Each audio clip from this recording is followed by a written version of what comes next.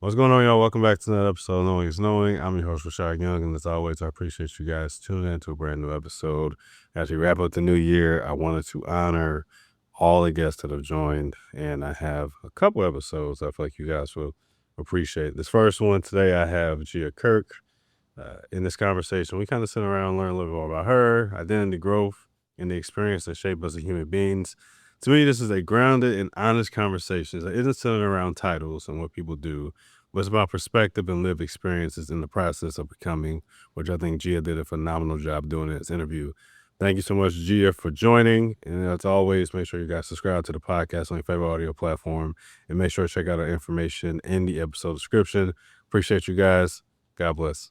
Well, Gia, thank you so much for joining. I'm super excited to chat with you and get to know you a little bit more. What's really important to me with this podcast is to humanize people and their experiences, right? So we have the career side of people, we have our goals and our dreams, but I'd like to know the person a bit better. So my first question for you, like I asked everybody else, who are you to the world?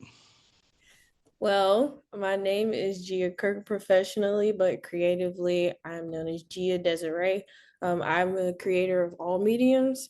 I do social media content, such as like fashion, makeup, styling, things like that. But I also do art, drawing, painting, just creating. I love to create. I'm a creator. I also Mm, do advocacy for mental health, really big on raising awareness for things. So, mental health, physical health, emotional health, spiritual health. all the So things. I kind of like dabble in a little bit of everything.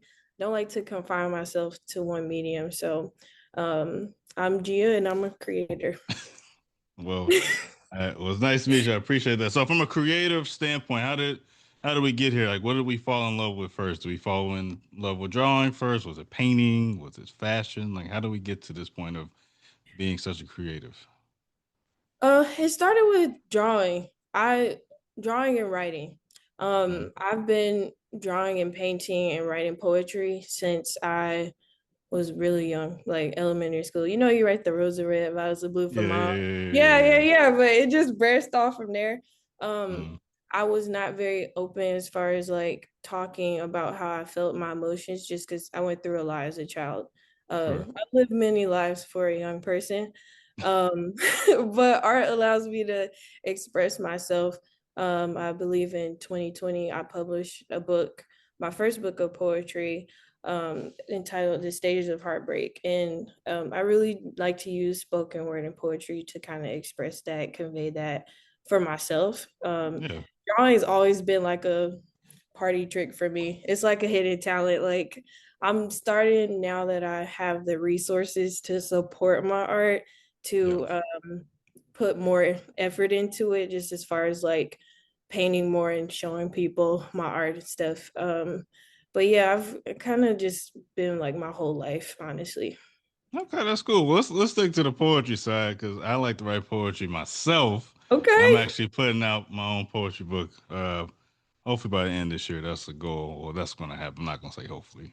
So what made you put it out? What was the inspiration behind it? And do you do any public performance of your poetry? Okay, so I am I won't say recent, but I'm a proud graduate of Bethune Cookman University. Um and Let them. I Okay. met I met a friend of mine. His name is Exawamari and Jamari, and I met him on campus at this restaurant. And he really invested in like my talents just as a supporter. I've always done like poetry, spoken word at, campus events, stuff like that. In Sure. school, I was always the one that was reading the poems before the programs. And mom, Gia, go write something for us so we can read it at church. Yeah, yeah, That yeah, was yeah. me. So like I've always been the writer. Yeah, Um, and COVID happened, for and I was sure. like going through a breakup at the time, and like I Mm-hmm. wrote like I keep all my poems in my notes in my phone. I had over like measly over like 150 poems in my notes, Yeah. and I just wrote, I wrote and I wrote, and he was like, "Man, you gotta channel this energy into something." He was like, "I've published books before." He's like, "I want to help you publish your first book." And I've Mhm. never had anybody like take like everyone knew I could write and everyone knew I Yeah. could do poetry, but I never had anybody like be like, you can actually do this, like, and show me how to do it and make sure I followed through and finished it. And so like Yeah. um, yeah, he really pushed me to do it. I'm glad I did. It's a little embarrassing as an adult going back, like, you really wrote a book about getting your heart broke, but um I it just showed me like that I could do it. So Yeah. um that was good. That I was don't good for think me. Like now I I've don't think that's done embarrassing though. performances um in like restaurants like around when I was in Daytona Beach, Okay. Florida. And I like to just put myself out there. I'll Yeah. look up events online and just be like, I'm just gonna participate in this, and I just go and do it. And then Uh, I never come back. Like like just doing it for fun. no, for sure. But it's definitely something that like comes and goes. Mm. I was listening to one of your podcasts and you was talking about you with podcasting and kind of how like No, that's you like like you were talking about how like this is not your first podcast, right? no, this is like my fourth one, I think. I feel like. Yeah, and it's Yeah. like with the cycles of life. So Yeah, like for sure. that's kind of how it is with my art, like with Hmm. my poetry, with my drawing. It's like whatever stage of life I'm in that it like attests to and I can use it the most. Like that's kind of how it is with me. And Yeah, so in that stage of my life, poetry really was like my grounding I thing for think. me. Yeah. Yeah. Well, first off, thank you for listening to my previous episodes. It's always weird when people share like an excerpt of I'm something sorry. I've said.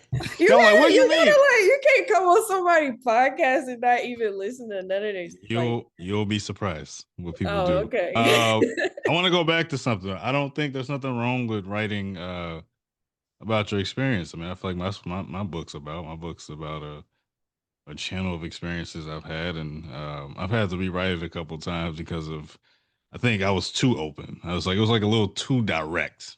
hmm It was like when I was saying the name, you know. So I didn't want to do that, but I think as time went on, because I've spent a lot of time on it, I'm like, man, this has to come out, man. I'm like, I can't just sit on these things. The only thing I have not done though, I haven't performed anything. Yeah, I've you never gotta get performed out there. anything. It's like I don't know. I don't know. I want to. Like it's something that I really want to. I just think I am trying to find a piece that I feel like would not make me cry. Because some of Mm, these are really personal. And I also don't want to come off like a bitter man. yeah, Because some of yeah. these pieces are about people. But you know, So, that's not a bad thing though, oh, because like I was gonna ask you like when you write, because I sure. know for me when I write, there's a tone. Like Oh, there's a tone yeah. for everything. And like Yeah. imagine somebody reading something in like a tone that you didn't even intend, like that wasn't what I was going for here. I mean, art is open for interpretation, but Yeah. like even when you read your own stuff, it's kind of like, dang, like is this how I want my poetry to come across? And like, how was I even feeling when I wrote this? Like, type of Yeah. thing. Yeah. So I feel like that's what performing it kind of like adds to it for you. Like, Sure. No, that makes sense. I would say half of them I was probably pissed. I only write when I'm only right when I'm in a different headspace. I usually write the best when I'm upset. mm-hmm, Um, it's just because I get a lot out. So I think honestly, that's how I was able to finish the last probably 10 poems because of a situation. I was so mad. Instead of just, using it somewhere else, I just put it back into myself and into that. So I don't really write pieces when I'm happy though. So like right now, I haven't written anything. It's I don't know just if that's like a good thing or a bad yeah, thing. I gotta talk to my therapist about that. But for me, it's not because of what I am talking about and because of how emotionally expressive I am. I need to feel like I am connected to that feeling when I'm writing, if Yeah, that same. makes sense. So, yeah, I can't talk about somebody doing me wrong and I'm like happy and I'm at Starbucks. Like it's not going to connect with It's me. not connecting. Yeah, Yeah, because it's yeah. like the tone of it, or I might start something, but I probably won't get back to it until I'm like back in that space. I mean, music usually is kind of like my inspiration. So like I might pull for a song or I might watch a video or I might listen to like the same song over and over to kind of like recreate um the feeling of what I'm looking for. I just need a performative piece. I gotta figure out like the cadence because I am somebody who's a little monotone. So that's gonna be kind of hard. That's gonna be kind of hard to, pull from that. I know I can. It's just it's another layer that I have to get into. Cause I'm not a shy person, but it's just that's a new arena. That's like this is podcasting, public speaking I can do all day. Performing and like pouring my heart out to a bunch of random people. I'm gonna be like you, man, to go do an open mic and never come back. I mean, at least you didn't put your poems on a podcast because I've done that too. This is so I Oh have wow. I have a podcast now. Yeah. And I've had 3 podcasts in total, but my very first podcast was called Dear Love Diaries. And Okay. I basically wrote love poems and like I just read them out loud. And I was like, if you think if this makes you feel good to listen to, like listen to it. Cause like Mm. not a lot of people get to hear love and words of affirmation. Not a lot of No, people of course not. have somebody to like talk to them endearingly to like make them feel comforted. And so like I just wrote a bunch of love poems and like it's probably Wow. really dangerous to do. But like and I put them on a podcast. It was really Mm. fun to like come up with like those feelings, especially Yeah. like after I published my book and like that was Stages of Heartbreak was like I kind of compared it to grief. So it was the stages. I did that as kind of like a parallel. I Um like that. yeah, yeah. It was nice, but I wouldn't do it again. So you're not gonna put out another book, another poetry book, or just like a one-time I thing? think for that was the one time I did learn a lot about like publishing and like it's more to it than just like posting Yeah. it. Like it's so much more to it. But Mm-hmm. I've been writing forever.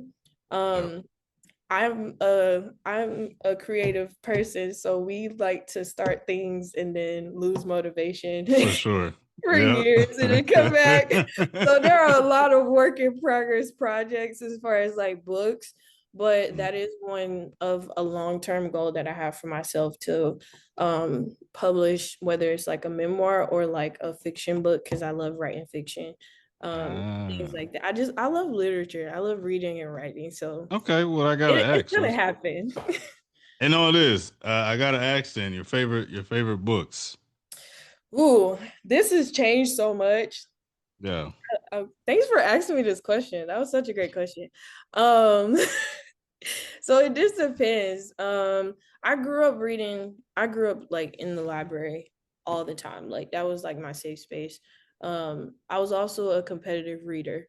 So like I was in like reading book competitions and stuff. So like a lot of Yeah. the books that I read were just like trilogies and like all types of like the Spiderwick Chronicles, the Harry Potters, the that kind of stuff. But as I got Uh-huh. older, I kind of like stopped reading for a while because I was like kind of burnt out from like reading so much Yeah. in I've been there. elementary school. So when like high school came, I I was like in band, I was doing all this stuff. So I was like, I don't really have time to read. And then when I Mm. got older, it's like I love to read and like I can when I want to. Then I realized I don't like reading physical books. I like audiobooks. The So books. yeah. Yeah. So I tried to get back into fiction and I was just not into it. Like I just could not finish a single fiction book. I tried so much like of what I used to read and I was like Yeah. I outgrew it and I was like, do I not like to read anymore?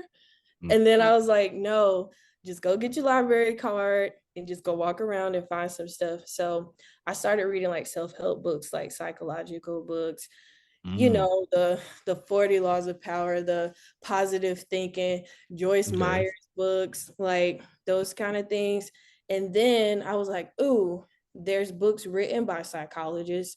There's a book, I think it was called So How Does That Make You Feel or something like Mm-hmm. that, written by a Mm-hmm. psychologist.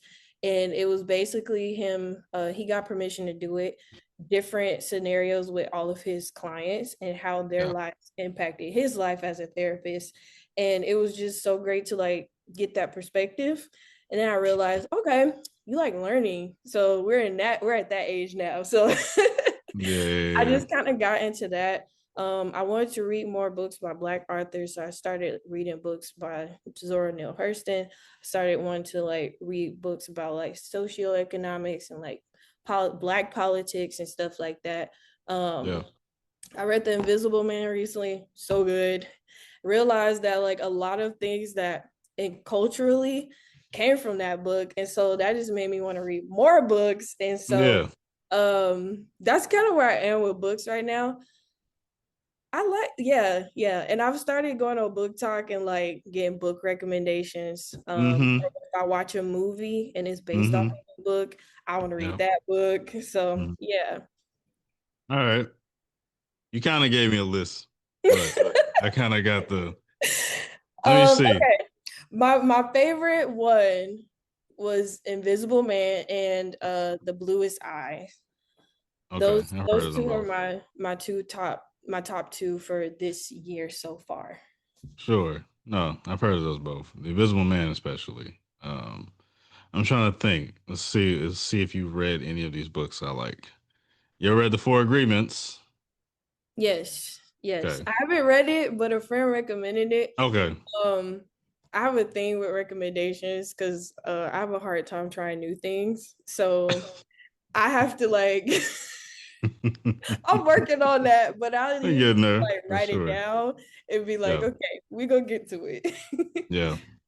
Okay. Four Agreements. Have you ever read? You said 48 Laws of Power, which I'm actually surprised. Most people don't like that book because it's so dense. Oh my gosh, that got me through so many road trips. Like Yeah. I work with like various clients because I'm an RBT, so I drive pretty much all day. Or Yeah. like if I'm like visiting a friend, I just turn on I love the long audiobooks. So I listened to that book every day when I got in the car. Yeah.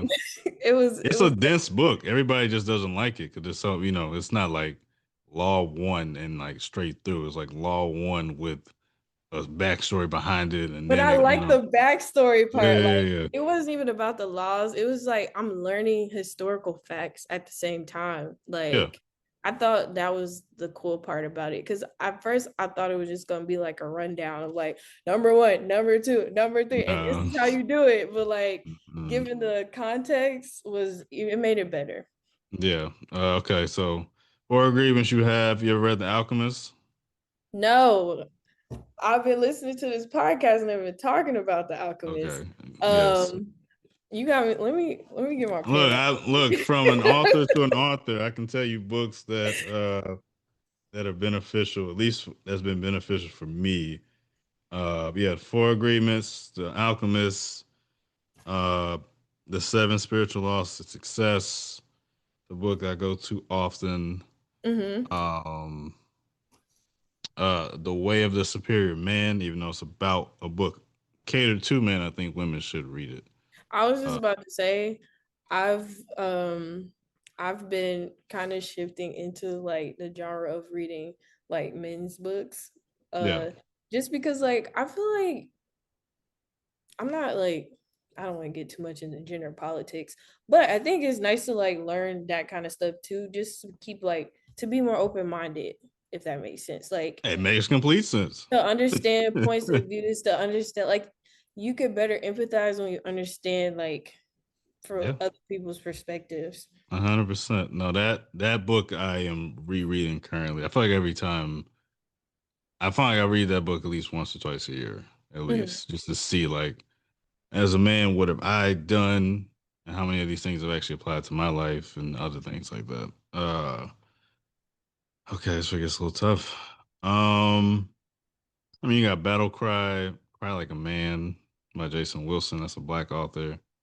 Uh, Yeah, I need the black. I need the black. yeah, no, Jason, yeah, Cry Like a Man. There's Battle Cry, and then his newest book, The Moment Demands, I believe.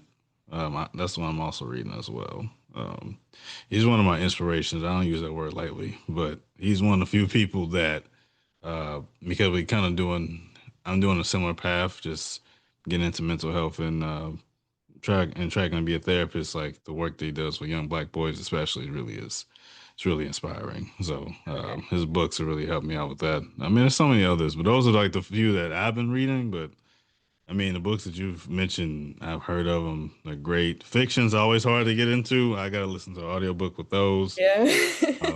just because they're so dense. Oh, it's another book. It's right underneath me. Complicated People by Ryan Leake. He's like a business.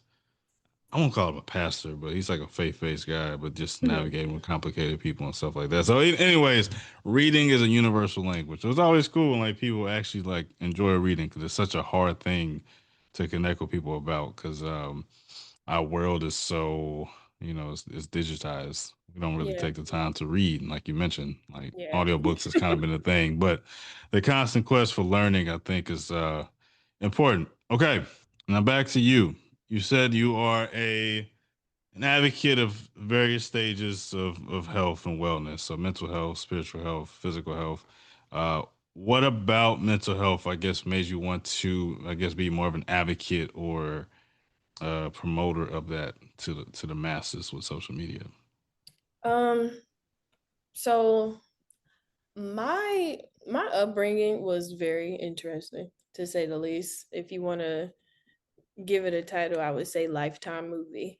Okay, Um classics. but for me, I um mental health and just like going to therapy, talking to therapists, it was something that, as you probably know, in the Black community is like a no-no, Yeah. especially living with a single mom. You're not about to go tell them people what's going on in my house, kind of thing. So you can't talk about your feelings. And so like I never Okay. learned how to express the way that I felt, and I was going through so much. I was in foster care as a child. So I'm going through Oh. so many life changes, and I don't know how to express how I feel, and then I also can't even do it if I got the opportunity to, because it would Mm, affect someone else's life, even though, like that's not my problem, but it was my problem sure. as a child. And so as I got older, I had to learn how to do that on my own. So that's like looking up, different resources and reading about stuff, and then learning things myself. And it's just like, okay, this is what I got to do. And as I got older, I was like, this is so important. Like, the people around me need to know. And then once you get to college and you realize how many people are going into the world with the same issue, and you're just seeing so many different timelines and lives being affected by mental health. And it's like, I got friends that watch my videos. I have people that know me, they'll listen to something I say, and so that's what social media was for me. Like, I didn't live with all my siblings, and so like I use that as a way to connect with people, like, hey, let's talk about this. What's going on? Like, let's get to the root of this stuff. Let's advocate for this. Let's talk about how we can fix this within our own community, or just learn something, Yeah, like yeah, yeah. mental health is just so disorganized sometimes because like people use the wrong language, they don't Mm, understand, they don't know how to express things. And so yeah. just learning how to advocate for that, it made me realize that I do have a passion for, I always knew I had a passion for helping people, but Sure. learning the way that people works and how to help them like resolve it, like that's been Yep. a big thing for me, just helping people. Not a psychology major. I definitely realized later on in college that I should have been, but I was able to get into applied behavioral analysis, more Mm, so on the behavioral spectrum than like the mental spectrum as far as like psychology. But sure. I am able to still help people that deal with mental disorders and things of that nature, and just be able to advocate in some kind of way, whether that's like spreading awareness of autism or different disorders, and then still educating people about those things too, because it's scary how many people just don't know about things, and they don't know about the resources they don't have. They don't know about the access to things that they have. And Yeah. it holds us back from so much, and the stigmas of therapy and things like that within our community. Like I want us to get to a point where that doesn't exist anymore. Oh, the mental health stigma and like working through Yeah. it. I mean, how do I say this? It's possible. It's just it's a lot of hoops that we have to jump. I mean, I see it more as an opportunity for people to want to take that chance. But the hard part is though, if I'm being honest, because I'm in the space, like finding a good clinician or finding somebody who's actually good at what they do, regardless of where their stages are, is hard. So, I've had a lot of clients that I've talked to where, I'm the third one and I'm a counseling intern. I'm not even fully licensed yet. So, for them to put their trust into an intern, it says a lot. So I take a lot of pride in that because again, a lot of times they just want to feel like they can go somewhere and like I feel like at home in a sense, like you're not friends with your clients, but they want you to feel like Yeah. that rapport. So that's been fine. And so I do think there's hope. It's just some people don't want to go in and talk about their problems, man. When you got to like deal with your problems, it can get ugly. Oh They yeah. can get it can get intense, especially when you go back and you open up those certain wounds, childhood wounds, things like that. So everybody don't necessarily want to go through that. And And as you get older and you learn more, I feel like it's a good and a bad thing. It became a good and a bad thing in a sort of way because I'm able to kind of like over empathize in a way because like I understand so much to the point where yeah, like I know the reasoning. Like you're behaving this way and it's like you probably went through this and that caused you to feel this way and you don't know how to deal with that, blah blah blah. So now you're taking it out on me and like now I'm just like now I feel bad for you. So I'm not even bad. yeah, But then you realize like it's a generational pattern sometimes for people. Like their parents didn't know how to deal with what they were going through, so they did the best way they could, and then they yep, pass that on to them, and then they pass it on to them, and yep, somebody at some point has to say, "Hey, this isn't right. yeah, yeah. I got to do something different." Yeah. Yeah. I always say one person at a time. I think to try to make the generational curses or break them is always start with the person in front, so yourself. If you want to create that model, I think that's important. So, I mean, it took me 25 years before I got into it. So, once I did it, I'm like, I understand now. And also the biggest thing is again, you have to be honest with yourself. Everybody doesn't go to I can always tell my clients to lie to me. I can always tell.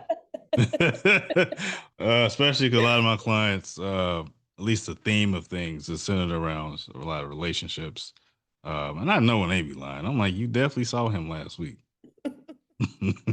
I could tell. I could tell in your tonality because I got men and women, so I can always tell when my men are lying. I can definitely tell my women are lying. Can I just make a face and I'm like, why are we lying to me? Why are we lying to ourselves here?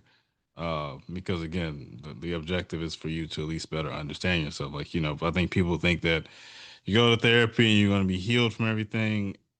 That's not the objective of therapy. My job isn't to heal you. It's just for you to have an understanding of what is that you're supposed to do and learn from it and move from there. Because there's going to be another situation that you experience where, you have the tools to deal with it because there's always something else you will deal with.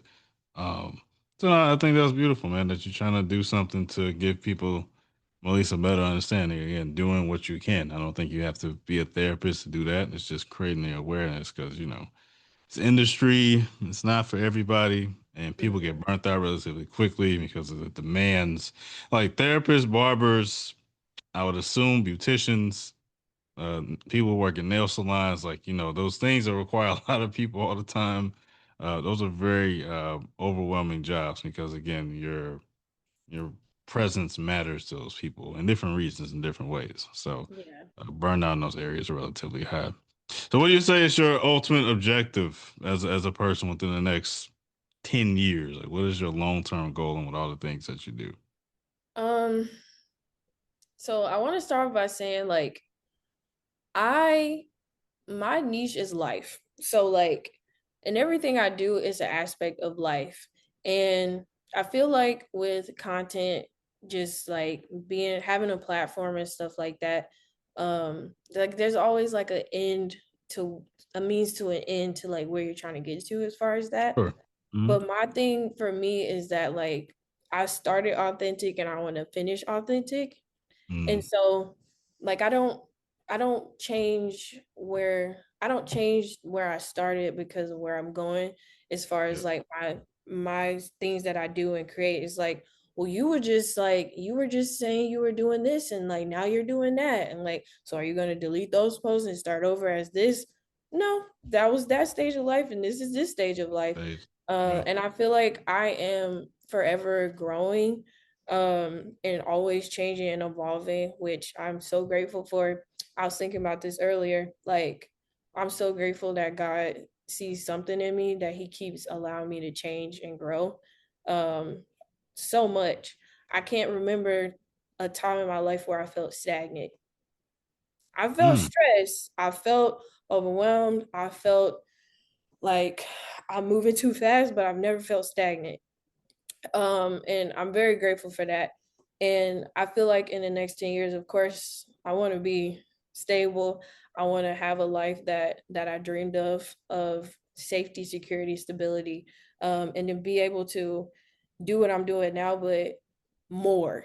Like, I love my career field, but my career field is my passion that's fueling my other passions. Think Right we now. all in that boat. Yeah. I want to Yeah. get to a point where it's just all my passions, like just all the time. Yeah. I feel like that's just like a blissful life to live. And then when I'm in that space, I can teach other people. Mm. I can pass things on to other people. And so I feel like that's why it's so important for me to be authentic. So you can see like I'm about to start grad school, but I'm still pursuing modeling. I've been wanting to be on a billboard since I was in middle school. It's Hmm. gonna happen. It I just is. got life stuff that I have to do along the way, but it's gonna happen. Like I do want to publish my book. It's gonna happen. But I still like making my little videos and stuff. I just started getting into videography and filming and stuff like that. It's a new avenue for me, but I love to make videos. I like acting a little bit. I like editing and stuff like that. So that's gonna go where it goes. But I have learned to like just take it Yeah. there along the way. Like if I get interested in something and I start like my creativity starts to pull one way, I've just learned to just take it there because like it's gotten me where I am right now. Yeah. And so I just want to keep doing that. Like I don't want to lose sight of that. I don't in 10 years I don't want to be like wishing that I had tried something that I thought about, that could have gotten me somewhere, whether Yeah. it does or not. I want to be able to say like, yeah, I did that for a while, but now I'm doing this. And I Yeah. feel like that I don't feel like that'll ever get old, like, because there's just so much to do. Um, Yeah. so yeah, I want to continue to fuel my passions like for the rest of my life. Yeah. Man, I think there's a beauty in the chase, really. I think, that I, I don't even like asking an end goal question because I'm kind of similar to you in that regard. Because I mean, I think it changes. And I think once you put an expiration date on something, that is when you become stagnant. So I get it. Like I very much understand that.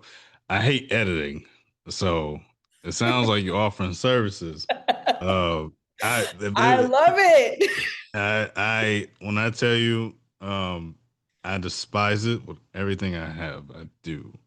I try my best to simplify it because it's just one of those things where I have like the creative eye on what I'm trying to do, but then when you got to apply it to like an application, like a CapCut or Final Cut Pro, whatever, I don't have time for that. Like I don't have time to do that because it's just it. It is very meticulous, and I respect those who do it. I need to grow up one day, or I need to make some more money so I can pay somebody to do it because it requires a lot. Get you an But the intern. fact that you want to get into it, man, that's great. Kudos to you, man. I just, I don't have the patience. I thought I did, and I was like, you gotta. You gotta spice it up a little bit. Cause I kind of like similar to you, I kind of want to start doing vlogs. And I've always been anti vlogs. I hated vlogs. I hated people doing dating the lives. You know, I was hating on who was it? He got big last year. I don't know. You know that content creator Drew, like Drew Walls, the guy that was in Mhm. Target, like hating on him, but like it worked. You know, cause then after a while, I'm like, dang, It's always like that. Like yeah, literally. like Um I hating on this man, and it I've been works. Like it's great. I've been a YouTuber for years. I've like had YouTube channels off and on, off and on. I've just Mm, started to like transition from like lifestyle content into and traveling stuff into like just posting my videos that I make, yeah, my short films that I've made. Um, but yeah, for me, it's the process. I love the process of like creating a video, like writing the script, writing the doing the staging, and it's me. So you ever seen a one man band and they like playing the instruments and walking and they got they're the trumpet? doing everything. Yeah, yeah, yeah, I'm yeah. I'm fixing the lights. I'm cut, play, like let's do it, Yeah, run it again, hair, yeah. wardrobe. And I feel like that's why this year I sat down with myself and like you ever just I'm a Christian. So like I talk to God a lot. And one day I just sat down because I got overwhelmed and I was like, why you give me all this talent? It's like what do you want me to do? Like For if sure. I can do this, and this, like what do I am I supposed to just pick one? And Right. then I realized like all of the avenues that my content went in is some aspect of filmmaking. And I Yeah, was like, okay, you know how to dress yourself for this. You can do your own hair. You do your makeup. You know how to use the technology. You can edit. Like, you know how to write a pretty good script. You get good ideas. You know about music and soundtracks. You like move. You love movies. Like, you love to read. You love to write. Do it. Like, and for I sure. feel like I didn't belong in that space because I'm always the one behind. I'm always the one in front of the camera, like talking to people and doing stuff. And I was like, Yeah, I can't be the photographer. I'm the one that hires the photographers. And like I kind of kept myself out of that space for a long time because I just felt like I didn't belong there. I felt like that wasn't for me. Like if people were to see me do it, like that's not what you do. Like you're supposed to be the one posing. Like you're the model, you know? And I realized like I could be both until I get to a point where I can cast people. I can be both. But I feel like I'm running around with a chicken with their head cut off half the time. But like, I love the hustle. Like, it's great. It's great. So that's where we are. That's where we are for a while. That's where we're gonna be. Wanted to collaborate with people. Um, doing my podcast, like I'm maturing, just wanting to Mm, share that with people and like give women a platform to know like you can enter any part of creative spaces that you want. I yeah, feel like as far as like filmmaking and photography and stuff that from my point of view, it's a very male dominated field. for sure. Yeah, and like it scared me, you know, to like want to even try, even if you know it won't be what I do for my life. Like to Yeah, even yeah, try, I was afraid to. And so just like letting women know like creatively we can be in that space and be confident in that space and at least give yourself a chance. yeah. No, that's great. I love that. You ever need an actor? Oh, I got I can. you. I- I've been told I'm kind of good with the improv. That's what they told me. I don't know. I haven't had the chance to do it, but that's what they told me. I don't know. I'm just putting it out there. You know. No, I think that's cool though, man. I think. Yeah, I always have a massive respect for creatives because it's just a different. It's a language that not everybody understands, and nor do they want to understand because again, to be a creative is to take a lot of risks. So I think that's great. And I really have enjoyed this conversation. I do have one final question for you, which I think is important. And what does it mean to be human to you? Oh, I feel like to be human is to allow. Um, yeah, to be human is to allow. Like, I feel like a lot of times we kind of forget that we're human. and we don't allow ourselves to feel. We don't allow ourselves to like make mistakes, or we at least we don't want to allow ourselves to do these things. And I Yeah. feel like the older I get, the more things I go through, the more I learn that I have to allow myself to fail, have to allow myself to like make mistakes, I have to allow myself to grow, because sometimes you get so comfortable and you're so afraid of change that you don't want to grow, because growing is uncomfortable, and sometimes you don't even allow yourself to grow. Yeah. And I just feel like that's a part of the human experience, is allowing, like allowing things to just happen and dealing with it, and like allowing people to help you, allowing people to know you, allowing yourself to have boundaries. Like the more you allow, I feel like contributes to your experience as a human. And like allow doesn't mean to let everything happen. Like allow means to experience things happening. And so yeah, allowing. I like that. That's a I good said one. that word a lot of times. But What? allow. Oh, so I tell myself that sometimes, like I be saying things and I'm like, dang, I said it like 10 times. It just is a natural thing. I'll say, like for me, I end up saying like at the end of the day, um, and I'll be playing back my videos. And I'm like, bro, you said that like 15 times. 'Cause I be trying my best not to say like and other things like that. So you try to find another word to like replace that. Hmm. I know you're supposed to, if you're trying to find something, you should take a breath, but Take a breath, take a pause. yeah, Yeah. take a pause. But it's hard sometimes when you're in like this flow and you're Hmm. trying to say this thing. So no, I get it. It's all good. It's fine. But I appreciate you joining. This has been great. I've enjoyed it. And for those who can find you on social media, where can they find you? Well, you can find me on Instagram at gia.k. That's GIA.k underscore underscore. There's one or two underscores. I don't remember.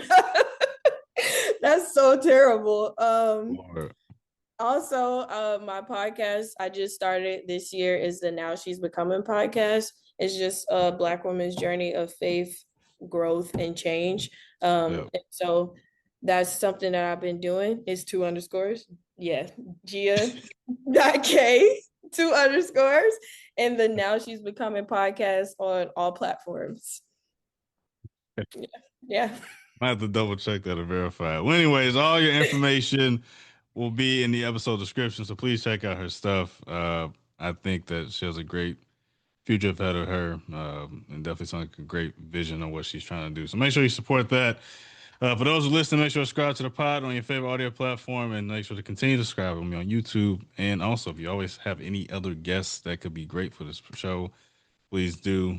It's important to me to continue to try to provide a platform for folks. There's nothing else to it. There's no money involved. There's no contract. I'm literally just doing this to build a base for people, to build a platform. So keep that in mind. I appreciate you guys. It's been another episode. Until next time,